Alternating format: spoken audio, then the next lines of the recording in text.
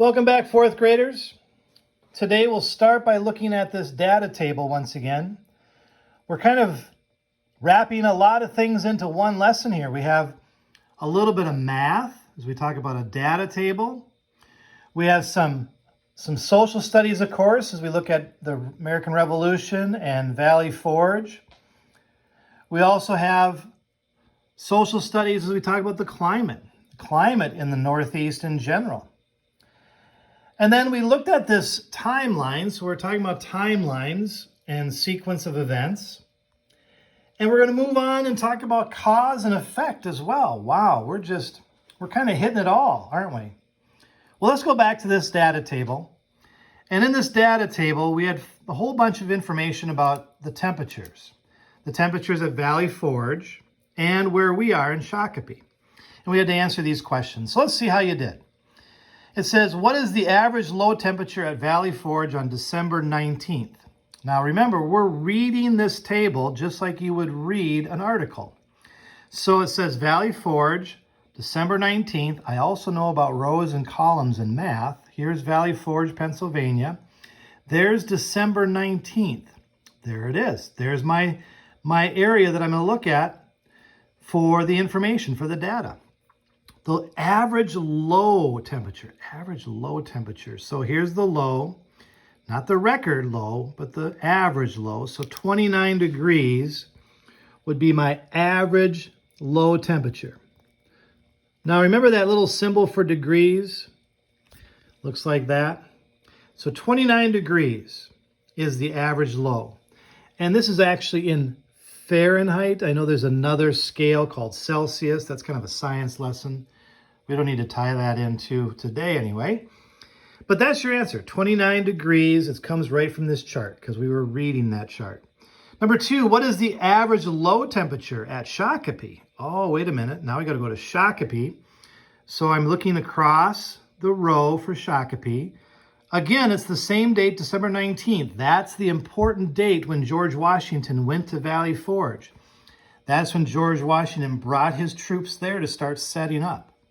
So in Shakopee, what is the average low temperature in Shakopee on December 19th? I just have to follow it down. December 19th, it's kind of like battleships. Where they meet is right here.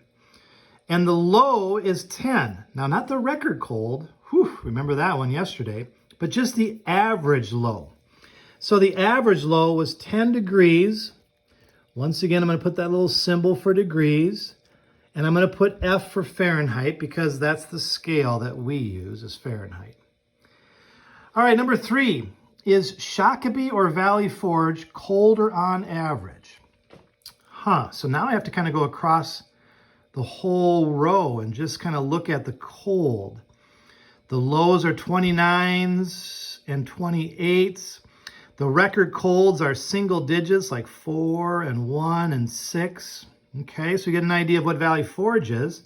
Now I'm reading across that row for Shakopee. The lows are 10, 10. Wow, they're all the same lows, aren't they? 10 is the average for that low. But look at those record colds. Man, oh man. Way colder in Shakopee, right? So is Shakopee or Valley Forge colder on average? I think without a doubt that Shakopee is way colder on average than Valley Forge, Pennsylvania. I'm going to put Minnesota just to make it more complete. Shakopee, Minnesota is way colder. So that's the climate of those two places. We're contrasting them. We're telling them how they're different. Now, we had to go on to this other story, this article. Valley Forge was not the coldest winter of the Revolution. And when you read that, you had to find out what was it then that caused so many soldiers to die. So as you read that, you might have found out that it was, yes, the cold that caused so many soldiers to die. Those cold temperatures did make a difference, but it was more, it said, a result of the lack of food, clothing, and supplies. Another cause for the soldiers' deaths that winter was disease. All of this combined with everything else made Valley Forge a miserable place for the Continental Army. So the causes were the lack of food, the lack of clothing, lack of supplies. It caused them to get disease. And because of the cold temperatures and that disease, over 2,000 soldiers died. I mean, if they had had warm clothing, or if they would have had proper food, they would have stayed healthier. All their supplies would have helped them fight off disease. But because of all those things together, over 2,000 soldiers died. So that's one way that you could have written about that question at the bottom here. Today I'm going to have you start a new page in your reader's notebook. And I put the title across the top as cause. See that word cause? This is the symbol for and. Effect. Cause and effect. We're going to start a new page in here. It kind of goes along with a lot of the things we've been studying, but we're going to talk about it in more detail. Kind of like we did compare and contrast, and we did main idea in detail. We did sequence of events. This is now our fourth, kind of like a poster page of notes about another one of our text structures. It's called cause and effect. So if you get that in your notebooks on a new page, and if you look here at the definition, it says, it is a relationship. Relationship. Like boyfriends and girlfriends? Oh, wait a minute. No, a lot like that. It is a relationship. Things are related. Oh, more like a brother and a sister. That makes more sense. It is a relationship between events. Oh, it's not even about people. It's a relationship between events. One is the result of the other. The effect, I did that in yellow to keep it easy to understand. The effect, okay, what is the effect? The effect is what happened.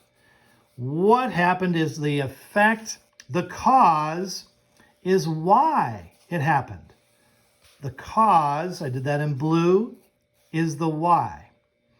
The effect is what? The cause is why. Well, that goes along really well with what we just talked about in Valley Forge with those soldiers dying. So you're going to take this packet. This was in your December materials.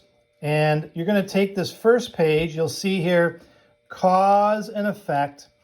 And we're going to do some work with Valley Forge today. All right, so I put on the top here the winter at Valley Forge, because we're going to use that information, the stuff we've been talking about these last few days. And I highlighted in yellow. I'm keeping effect kind of the same color just to keep it straight for myself. Maybe it's easier for you too. And the effect is the what happened, what took place. The cause, I kept that in blue so I can keep my notes in this straight, makes it a little bit easier, is the why it happened. So our effect, the what was from Valley Forge that over 2,000 soldiers in the Continental Army died at Valley Forge.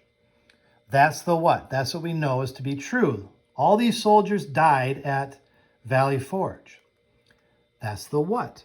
So why did that happen?